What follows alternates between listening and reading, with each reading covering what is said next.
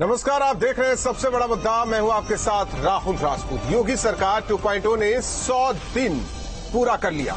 संकल्प से सिद्धि तक अपने मूल मंत्र के आधार के साथ सीएम योगी आदित्यनाथ आगे बढ़ते हुए विरोधियों को निशब्द करते नजर आ रहे हैं। काम का अंदाजा आप इस बात से भी लगा सकते हैं कि 100 दिन में 130 कामों का टारगेट रखा गया था, जिसमें से 97 प्रोजेक्ट पर काम पूरा कर लिया गया।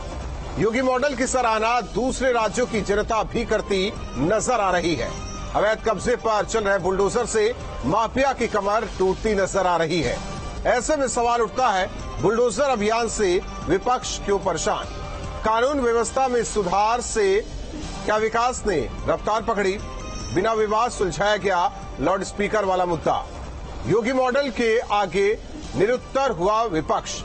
यूपी के योगी मॉडल से क्या दूसरे राज्य सीख लेंगे? इन्हीं तमाम सवालों के साथ मेहमानों से चर्चा, लेकिन उससे पहले एक रिपोर्ट।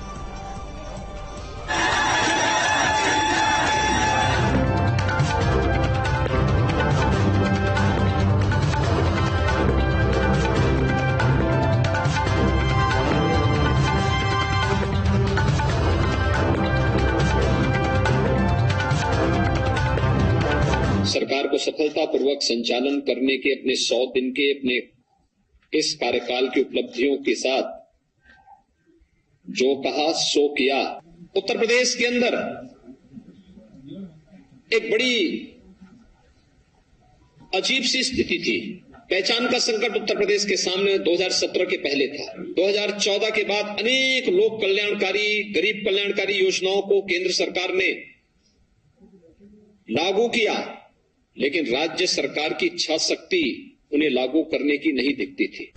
2017 से अब तक 2,925 करोड़ रुपए की अवैध संपत्तियां हम लोगों ने प्रदेश के अंदर माफियाओं से जब्त की है।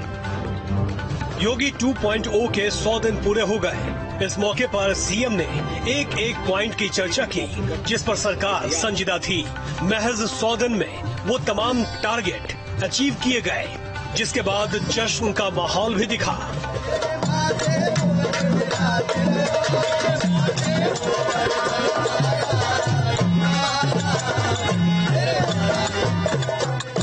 लोगों में थोड़ा सा उनके प्रति विश्वास ज्यादा है कि लेडीज आराम से निकल नहीं बाजार। घरों में मतलब अच्छे से हैं और बाहर भी निकल सकते हैं। जैसे घरों में रहते हैं वैसे बाहर भी खुलेआम हम लोग जा सकते हैं। कोई काम अच्छा कर रही है और हम लोग के घर के सामने कूड़े वाला भी आता है, वो भी पूछता है, ले जाता है कूड़ा। साफ सफाई का ध्यान रखा जाता है। बच्चे भी पढ़ लिख रहे हैं। जो संकल्प लिया उसे पूरा किया।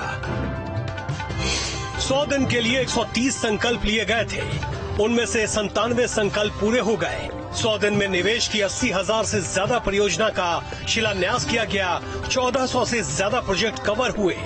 यूपी अब डाटा सेंटर बनने का हब बन रहा है। 4 नए सेंटर के जरिए 4,000 युवकों को रोजगार दिया गया। 100 दिन हुए हैं इस सरकार के। कहाँ एक टाइम पे सरकार बनी, प्रेजेंटेशन हुआ, 100 दिन लक्ष्य कितने हद तक हासिल? देखिए, भारतीय जनता पार्टी की आदरणीय योगी जी की सरकार ने जो 100 दिनों का लक्ष्य तय किया था, उससे अधिक अचीवमेंट हमने हासिल किया है। आदरणीय प्रधानमंत्री की जो गरीब कल्याण की योजनाएं हैं, उनको हम जन जन तक पहुंचाए हैं और कानून का राज और मजबूत हुआ है। और प्रदेश के लोगों की जो आकांक्षाएं थी, जो भारतीय जनता पार्टी का संकल्प पत्र था, उसमें हमने अधिकतम जो हमारे संकल्प थे उनको हमने पूरा कर दिया है। अब आप देखेंगे 6 माह के अंदर जो हम दोबारा रिपोर्ट प्रस्तुत करेंगे, तो उत्तर प्रदेश एक देश के पैमाने पर आर्थिक मोर्चे पर बहुत तेजी के साथ आगे बढ़ने हुआ प्रदेश आपको दिखेगा। योगी सरकार के कामों की फहरिस्त इतनी लंबी है कि उसे एक रिपोर्ट में समाहित करना नामुमकिन है, लेकिन विरोधी इस पर भी सवाल उठाते नजर आए। तो देश और नौजवानों का क्या फायदा? आपकी सरकार बनी, आप सत्ता में हैं, लेकिन इस तरह की सत्ता का क्या मतलब जिस सत्ता का कोई फायदा आम जनता को न मिले। योगी आदित्यनाथ ने सभी मंत्रियों और जनप्रतिनिधियों को जनता के बीच रहने का निर्देश दिया है, ताकि सरकार के कामों का ज्यादा से ज्यादा लाभ आम लोगों तक पहुंचाया जा सके।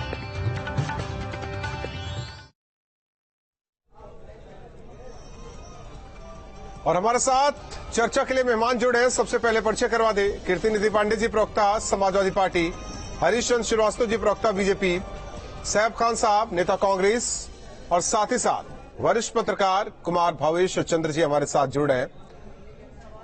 शुरुआत कुमार भावेश चंद्र जी आपसे करना चाहते हैं, क्योंकि 100 दिन का लेखा जोखा योगी सरकार 2.0 का आपने बेहतर तरीके से आकलन भी किया होगा।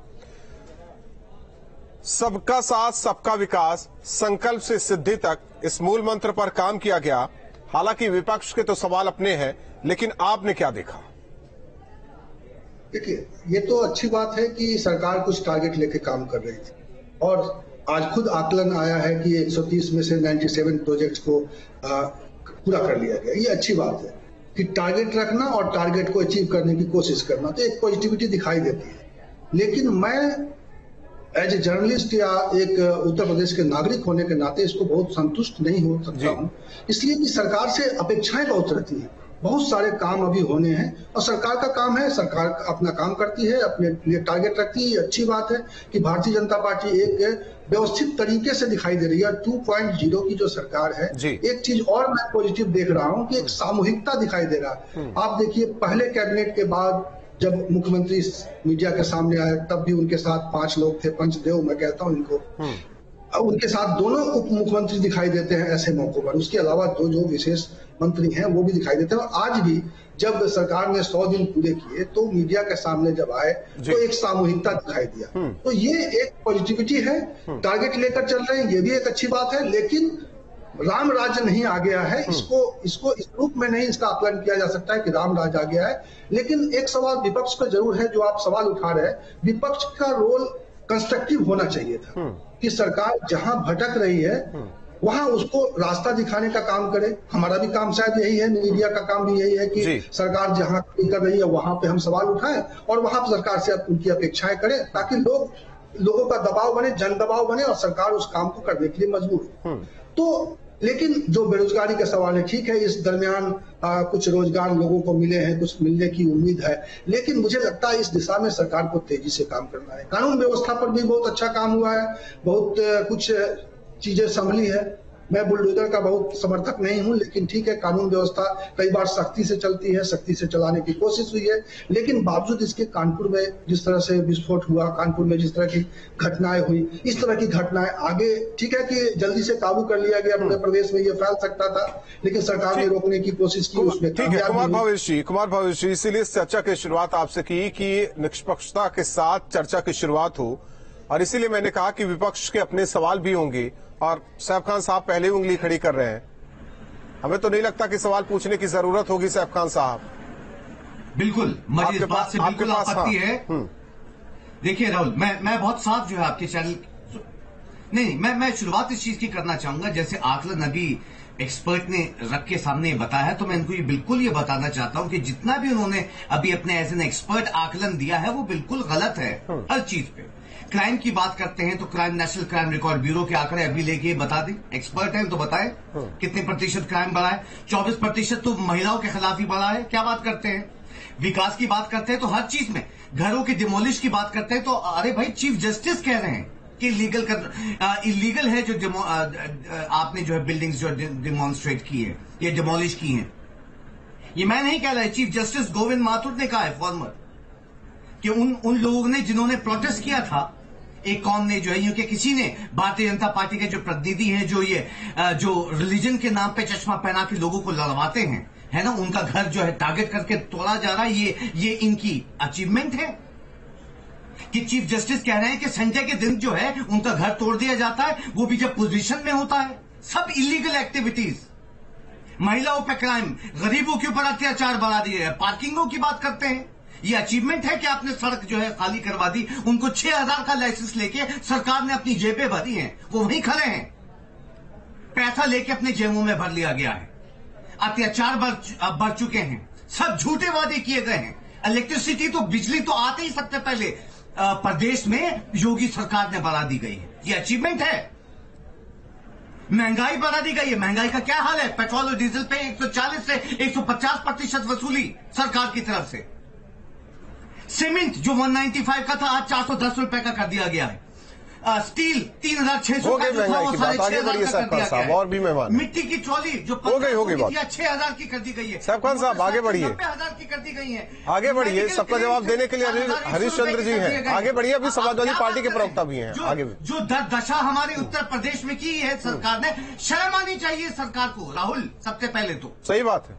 और उनकी प्रशंसा करते हुए एक्सपर्ट्स को भी सही बात, शर्म आनी चाहिए। सही बात है, शर्म आनी चाहिए। अचीवमेंट है, शर्म आनी चाहिए। सही बात है। 89 के बाद भी कांग्रेस को रहना चाहिए था। शर्म आनी चाहिए, शर्म आनी चाहिए कि आज कांग्रेस खोती जा रही है विपक्ष के नाम पर। शर्म आनी चाहिए। जो बातें कही हमारे वरिष्ठ पत्रकार ने, एक मिनट वरिष्ठ पत्रकार ने एक बात भी कही कि सरकार का ध्यान जिधर खींचना चाहिए विपक्ष को, उधर तो खींचा नहीं जा रहा है। इस पर भी शर्म आनी चाहिए। ठीक है कीर्तिनिधि जी, कहाँ नहीं खींचा जा रहा? ठीक है, मुख्य विपक्षी दल देखिए टीवी डिबेट में और हमारी चर्चा में ध्यान नहीं खींच सकता, छोड़िए। ठीक है सर, 16 लाख हर चीज पर शर्म आनी चाहिए। उत्तर प्रदेश में कीर्तिनिधि पांडे जी, सवाल आपसे नहीं पूछूंगा, बिल्कुल आप तो जवाब देने के लिए तैयार बैठे हैं। तो शर्म आनी चाहिए राहुल। शर्म हमें अगर उन पर आनी चाहिए तो शर्म हमें विपक्ष पर भी आनी चाहिए। लाख से ज्यादा और शर्म हमें वहाँ भी आनी चाहिए। शर्म हमें वहाँ भी आनी चाहिए कि जो सीख रुपए की लाइसेंस का फीस लेके उत्तर प्रदेश सरकार से लेनी चाहिए थी, जिस सरकार को नहीं ली गई। छोड़ दीजिए, उस पर नहीं जाएंगे। कीर्तिनिधि जी, किससे सीख कौन लेगा? इनसे सीखेंगे जो माइनस जीडीपी में जो है ग्रोथ ले गए। इनसे सीखेंगे जो हर चीज में जीरो है, जिनको खुद को जानकारी नहीं है। ठीक है सर, हो गया, बस कीजिए। आप राहुल जी कितना कोसेंगे? अब तो रहने दीजिए। अब ठीक है, टीवी डिबेट में ही कोसेंगे आप लोग। 50,000 की आती थी, आज 90,000 की कीमत नहीं दे रहे क्या? सकारात्मक आप अपनी सब्जियों और सब चीजों का आकलन नहीं कर रहे। सब्जियां कितनी सकारात्मक चीजें आप लोगों को दिखाई नहीं दे रही है। ठीक है, आप लोग कीजिए, लेकिन टीवी डिबेट पर नहीं, सड़क पर उतरिए, सदन से संसद तक पूछिए। हो गया सर, पूरा देश देख रहा है, तो उन्हें क्यों दोहरा रहा है? आप लोगों को क्यों नहीं ला दिया?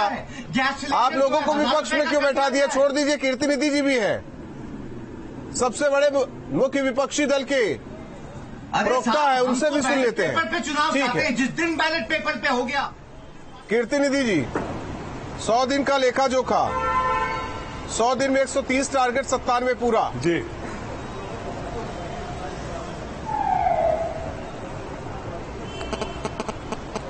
देखिए राहुल जी, मैं तो कहता हूं कि जो टारगेट था उत्तर प्रदेश के मुख्यमंत्री जी का, उस सारे टारगेट को बाकायदा लिस्टिंग करके उनको ओपन करना चाहिए और जितने टारगेट उनके पूरे हो जाए वो अलग करने चाहिए थे। केवल आंकड़ों में मत बताएं जी, क्योंकि जो उनका गृह जनपद है जहां मैं बैठा हूं राहुल, यहां पिछले 8-10 महीने में गोरखपुर बाढ़ से न डूबे, गोरखपुर में नाव न चले, बाढ़ से गांव न डूबे, बरसात से शहर न डूबे, इसलिए लगभग 60 प्रोजेक्ट गोरखपुर में शुरू किए गए, गोरखपुर मंडल के अगल बगल जिलों। और उसमें सिर्फ बरसात आने के बाद भी केवल 15 प्रोजेक्ट पूरे हो पाए। 45 प्रोजेक्ट आज भी अधूरा है, वो पूरा नहीं है। ये बात तो उत्तर प्रदेश के माननीय मुख्यमंत्री जी को पता है, जहां कई बार सांसद रहे गोरखपुर में, यहीं से मुख्यमंत्री हैं, गोरखपुर के रहने वाले हैं। जब गोरखपुर का यह हाल है तो आंकड़ेबाजी छोड़ करके उत्तर प्रदेश के अंदर नौकरी कितना मिला इसकी बात हो, रोजगार कितना मिला इसकी बात हो, गरीबों के राशन से तेल, चीनी, चना गायब क्यों हो गया इसकी बात होनी चाहिए, बिजली बिल हाफ कब होगा किसानों का इस पर बात होना चाहिए, महंगाई कम कब होगी इस पर बात होना चाहिए, और युवाओं को लैपटॉप कब मिलेगा। आपने कहा ना विपक्ष को आईना दिखाना चाहिए। विपक्ष के नेता आदरणीय अखिलेश यादव जी ने अपने जन्मदिन के अवसर पर कुछ टॉपर्स विद्यार्थियों को लैपटॉप दिया और सरकार से अनुरोध किया कि आपके भी संकल्प पत्र में है, पिछले 5 साल आपने नहीं दिया लैपटॉप, कम से कम आप लैपटॉप वितरण कर दीजिए नौजवानों को। नौजवान खोज रहा लैपटॉप कब मिलेगा। बेटियों को स्कूटी का कमिटमेंट है, वो भी मिले, तब सरकार के लक्ष्य पूरा होंगे। केवल आंकड़ेबाजी न करें। 100 दिन में ही सारा लक्ष्य पूरा कर दे के साथ अनुरोध करूंगा। हरीशचंद्र जी, 100 दिन में आप लोग पूरा लक्ष्य पूरा कर दीजिए। 97 पूरा हो गए, विपक्ष की जो मांग है। हाँ, 97 100 दिन में रामराज ला दीजिए। गलत बात मत करिए राहुल जी, नहीं गलत बात मत करिए। हरीशचंद्र जी से कह रहा हूँ 125 में जो 97 पूरा हुआ, क्यों के लिए 300 करोड़ का प्रावधान निकाला था, क्या बच्चों को दे दिए स्वेटर? सुन लीजिए और 125 अब सुन लीजिए 97 काम का ठीक है, हरीशचंद्र जी को भी मौका दे दीजिए। कीर्ति निधि पांडे जी, इस बार मैंने शुरुआत इसीलिए पहले चर्चा वरिष्ठ पत्रकार से कराई, इसके बाद विपक्ष, आखिरी नंबर उस पार्टी के नेता प्रवक्ता को जो सरकार में बैठे हैं।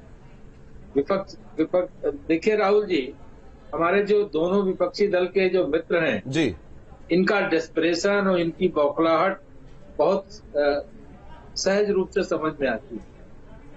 कारण क्या है कि जनता लगातार इन लोगों को खारिज करती चली जाए। ये चाहे जितना सरकार को लेकर दुष्प्रचार करते हैं, चाहे जितना भ्रामक प्रचार करते हैं, चाहे जितना एक तरह से अपना गुस्सा जाहिर करते हैं, लेकिन जितने ये आक्रोश जाहिर करते हैं उतने जनता जनार्दन का फैसला और भारतीय जनता पार्टी के हक में होता चला जाता है। कारण क्या है कि सरकार इस पे बिना ध्यान किए हुई आज ना बैलेट पेपर पे पता चल जाएगा कि विपक्ष, अरे भाई आप सुन लीजिए सैफ खान साहब, सुन लीजिए, बात आप कह चुके हैं, ठीक है, इसीलिए कह रहा हूँ सैफ खान साहब बात सुनने की। हमने आपके बीच नहीं बोला तो कम से कम सहज रूप से सुनिए। नहीं, मैं तो उनकी बात का जवाब दे रहा हूँ कि अगर ये जनता के मैंडेट को जीता हुआ का अगर जवाब दे रहे हैं तो मैं तो उसमें ऑब्जेक्शन कर रहा हूँ। जीता हुआ मोदी से मतलब ये नहीं होता कि आप जो काम करना भूल जाए। देखिए, अरे मुझे बताइए ना, CMI centre for monitoring Indian economy नहीं चुका है कि 23.5% बेरोजगारी बढ़ गई है उत्तर प्रदेश में, 16 लाख से ज्यादा बेरोजगार। आपके और कहते हैं हवा में बात कर रहे हैं, आप बताइए ना। नहीं, हवा में आप 2016 में शाम हवा में आप जनता को जनता हवा में कांग्रेस पार्टी हो गई है, बताइए ना। हवा में कांग्रेस लीडरशिप है, हवा में सैफ खान है। बताइए लेबर ब्यूरो क्या है। अरे मैं बता रहा हूँ, कौन बात करता है जनता से? आज नहीं, हवा में हो, जनता से अनुरोध करूंगा, हवा में हो, इसीलिए बात करने वाले कौन है? इस तरह से लेबर ब्यूरो क्या है? हवा में हो, इसीलिए इस तरह बात कर रहे हो। पूरी दुनिया को सामने रखो, पूरी दुनिया में मत करो, पूरी हवाएं नहीं। अरे साहब, हवाएं पेड़ों के दरादर चाइना भी जाओगे, पाकिस्तान भी चले जाओगे, राहुल गांधी जी के ऊपर भी चले जाओगे। बताओ दुनिया है, पूरी दुनिया में मंदी है, पूरी दुनिया मंदी है, अचीवमेंट है। भारत से ज्यादा मंदी है। 5% जो है बेरोजगार घरों पे बैठे हैं। पूरी दुनिया मंदी से गुजर रही है, पूरी दुनिया महंगाई से गुजर रही है। केवल सैफ खान नहीं गुजर रहे, केवल राहुल गांधी नहीं गुजर रहे। राहुल गांधी और सैफ खान सत्ता से बाहर है, ये इनकी बौखलाहट है। तुम्हारी बौखलाहट ये नहीं है। ये बोलिए अच्छा सैफ खान साहब, जब वक्त मैंने हरीशचंद्र जी को दिया तो फिर बीच में क्यों बोल रहे हैं? सैफ खान साहब शांत रहिए। सैफ खान साहब सुनिए, आप अकेले नहीं बोलेंगे इस चर्चा में। सैफ खान साहब जरा शांत रहिए। क्यों चिल्ला रहे हैं? क्यों चिल्ला रहे हैं? आप क्यों चिल्ला रहे हैं? मुझे समझ में नहीं आ रहा। जब हरीशचंद्र जी ने किसी की बातों को नहीं काटा, नहीं बोला, तो सुन लीजिए। आप सुनना ही नहीं चाह रहे हैं सैफ खान साहब, आप बस अपनी बातें रटे जा रहे हैं कि जो झूठी योजनाएं बना के चैनल पे दिखा रहे हैं। ये आपको पता है तो जाइए जनता को समझाइए, इसलिए जो उन्हें मैंडेट दे रही है, जो उन्हें सत्ता में रख रही है। बताइए पूर्ण बहुमत की सरकार क्यों बन रही है? बाहर हो गए, उन्हें आप बताइए, जनता को बताइए आप। उससे बाहर हो गए। लेकिन मेरे चर्चा में, मेरे प्रोग्राम में ये चीखम चिल्ली ना कीजिए सैफ खान साहब। सुनिए, तो राजस्थान की सरकार गिरा दीजिए ना, वहाँ भी तो हुई थी। राजस्थान की सरकार गिरा देते, इससे पहले पंजाब में बैठे रहे, तब तो हाथों हाथ लेते रहे। मध्य प्रदेश में रहे, हाथों हाथ लेते रहे। छत्तीसगढ़ में रहे, हाथों हाथ लेते रहे। जहाँ हार हुई वहाँ कह देंगे कि नहीं साहब ईवीएम में गलती है। वो आपकी बौखलाहट, जहाँ जीत हो गई वहाँ ईवीएम सही है। शांत होकर बैठिए, आप सुनिए हरीशचंद्र को। चुनाव कराइए। विपक्ष की बौखलाहट का कारण केवल सर, जब सरकार बनेगी ना आपकी, यूपीए की सरकार बनेगी, जब आप लोकसभा में बैठेंगे, राज्यसभा में आप भी आपको मैंडेट मिला रहेगा तो आप चेंज कर लीजिए और आपने नया कानून ला दीजिए। सवाल पहले जीतिए तो इन्हीं के नेता कुमार भवेश जी, देखिए चर्चा का जवाब नहीं दे पाते। निष्पक्ष और सकारात्मक सोच रहा था कि हो, लेकिन हमें नहीं लगता कि राहुल, मैंने आपको जवाब दिया। ठीक है, लेकिन आप बीच में क्यों कूद रहे हैं? आप मुझे जवाब दे रहे हैं तो आप बीच में क्यों कूद रहे हैं? आप कौन होते हैं कूदने वाले? सैफ खान साहब, आप दूसरों को बोलने नहीं देते, आप बस चिल्लाते जा रहे हैं, चिल्लाते जा रहे हैं, चिल्लाते जा रहे हैं। जनता के सैफ खान, आपकी हो गया। आपकी बौखलाहट पता है क्यों है? कुमार भवेश जी, इसलिए आपकी बौखलाहट। सकारात्मकता होनी चाहिए थी चर्चा में, लेकिन वो भी नहीं दिखाई दे रहा। हालांकि सैफ खान साहब तो आपकी भी बातों पर सवाल उठा रहे हैं। ये देखिए, मैं वही कह रहा था कि विपक्ष के सामने बहुत सारे सवाल हैं। उत्तर प्रदेश में जो दिक्कतें हैं, उन दिक्कतों को लेकर विपक्ष गंभीरता से पब्लिक के बीच में जा सकती है। और समाजवादी पार्टी को तो ये बड़ी जिम्मेदारी है। आपने देखा 2022 के चुनाव में किस तरह से उसको बढ़त मिली है, कितनी बड़ी ताकत मिली है विपक्ष के तौर पे। और उस ताकत का अगर वो इस्तेमाल नहीं कर पा रहे, उस ताकत के साथ जनता के साथ कनेक्ट नहीं बना पा रहे, तो ये उनकी दिक्कत है। अगर बेरोजगारी एक सवाल है, जैसे मैंने कहा कि नौकरियां कम मिली है, तो टारगेट रखा गया है वो टारगेट बड़ा नहीं है, ये सवाल है। तो क्या बेरोजगारों के इस सवाल पर ट्वीट कर देने से हो जाएगा? क्या बेरोजगारों के बीच में जाकर समाजवादी पार्टी को इसके लिए काम नहीं करना चाहिए? अगर महंगाई का सवाल उनको लगता है कि महत्वपूर्ण है और महंगाई को लेकर सरकार गंभीर नहीं दिखाई दे रही, तो पब्लिक के बीच में जाना चाहिए, आंदोलन करना चाहिए, पार्टियों को जाकर रिप्रेजेंटेशन देना चाहिए, सरकार के साथ मिलना चाहिए। तो सत्ता में विपक्ष का भी बहुत बड़ा रोल है। तो विपक्ष को तो सारी उम्मीदें सरकार से हैं, सवाल उठाना होगा, आसानी से उठा देंगे, लेकिन सकारात्मकता के साथ बात नहीं करेंगे। कोई योजना है उस पर भी सवाल उठने हैं, उठने भी चाहिए, लेकिन जहां उठना चाहिए वहां उठाइए। वक्त और स्थान वो खुद निर्धारित करें। माफिया कार्रवाई होगी, अपराधियों की कार्रवाई होगी, वो जेल भेजाएंगे। विपक्ष की परेशानी, विपक्ष नहीं चाहता किसी माफिया की जो अवैध संपत्ति हो बुलडोज हो। विपक्ष नहीं चाहता कि अपराधियों की जो अवैध कब्जे हैं वो बुलडोज हो। ये विपक्ष को नहीं पसंद है। माफिया जेल जाए ये विपक्ष को पसंद नहीं है। इनकी परेशानी का कारण ये है, इनकी परेशानी का कारण ये है कि जिस तरह से डेवलपमेंट हो रहा है, कोविड जैसी महामारी को फेस करते हुए भी जिस तरह से वो इंफ्रास्ट्रक्चर डेवलपमेंट की बात हो, वो मेडिकल इंफ्रास्ट्रक्चर डेवलपमेंट की बात हो, वो महामारी पे नियंत्रण हो, वो वैक्सीनेशन हो। ठीक है हरीशचंद्र जी, 6 महीने का और टारगेट फिक्स कर दिया गया है, तो अगला 6 महीना देखिए क्या कुछ पहली योगी सरकार ने अपनी दूसरे कार्यकाल के पहली कैबिनेट में कहा था कि 100 दिन का हम रिपोर्ट कार्ड देंगे, फिर 6 महीने और फिर साल भर। आज अगर जनता के प्रति एक जवाबदेह सरकार, जनता के सरोकारों के प्रति एक समर्पित सरकार अपने कार्य का लेखा जोखा लेकर के जनता के बीच में है, तो ये डेस्परेशन का कारण है। हमने अपने लोक कल्याण संकल्प पत्र के माध्यम से जो 103 वादे जनता से किए थे, उसमें 97 पे अगर काम हो रहा है, तो ये विपक्ष की नाराजगी का कारण है। ये विपक्ष की नाराजगी का कारण है कि गन्ना किसानों का जो रिकॉर्ड भुगतान पिछली सरकार में हुआ 1,76,000 करोड़ का, जबकि अखिलेश सरकार में कुल 85,000 करोड़ का हुआ था, दुगना भुगतान हुआ। उसके बाद भी ये 100 दिन के अंदर 12,000 करोड़ से ज्यादा उनको भुगतान हो गया। अगर 16,000 करोड़ रुपया हमने शिल्पकारों को योगी सरकार ने लोन दिया, उनको आर्थिक मदद किया, तो ये इनकी दिक्कत का कारण है कि किस तरह से इतना रोजगार बढ़ रहे हैं। यदि निर्यात बढ़ा, आप देखिए कि 88,000 करोड़ का निर्यात था, जो 1,55,000 करोड़ का निर्यात हो गया। तभी वर्ल्ड बैंक जो है, मैं बता सैफ खान साहब देखिए, वक्त नहीं है, वक्त नहीं है, वक्त खत्म हो रहा है, प्रोग्राम खत्म करने जा रहे हैं, सबसे बड़ा मुद्दा खत्म करना चाह रहे हैं। और आज आगे से आपसे ये उम्मीद रहेगी कि जब आपका वक्त होता है तो आप बोलते हैं, लेकिन दूसरों के भी वक्त में आप टांग अड़ा देते हैं, वहां भी चीखना चिल्लाना शुरू कर देते हैं। कम से कम एक मर्यादा बनाए रखिए डिबेट की। दर्शक भी सुन रहे हैं। आप चारों मेहमानों का बहुत बहुत धन्यवाद हमारे साथ चर्चा में जुड़ने के लिए।